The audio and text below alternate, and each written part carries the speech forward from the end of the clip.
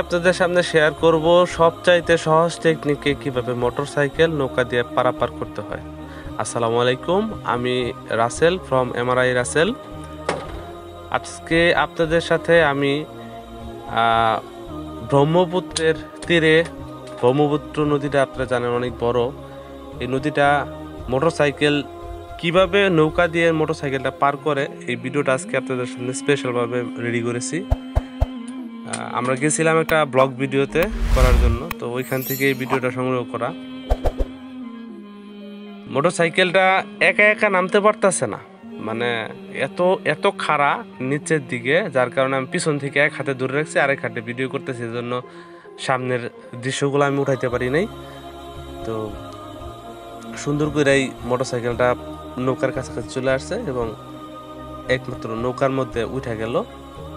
তো ছোট ভাই সাথে একটা ছিল, ওই পরবর্তীতে আমি নৌকাতে ওঠার পরে দেখতে পারছি যে মুরব্বি মানে এই ছোট ভাইটাই আর কি পিছন থেকে। দেখেন কত খাড়া একটা পাহাড়, মানে এখানে ভিডিওতে বোঝা যাইতেছে না আসলে যে কত বড় খাড়া পাহাড়। ওই দিকে তাকার সামনের দিকে দেখা যায় কত ইয়া।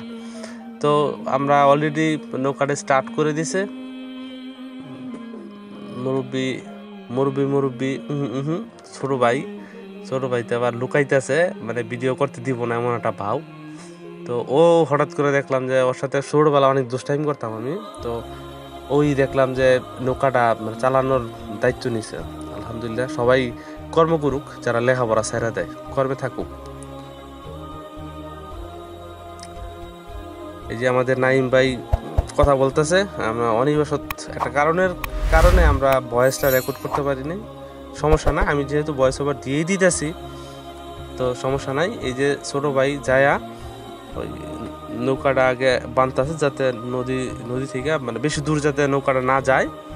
তো এখানে বান্ধার পরে ও আর কি হেল্প করবো নৌকা থেকে মোটরসাইকেল নামানোর জন্য। আপনারা দেখতে থাকেন, লোকজন কেউ নামতেছে কেউ উঠতেছে। তবে এইখানে অনেক সহজ পদ্ধতিতে নৌকা দিয়ে মোটরসাইকেল পারাপার হয়।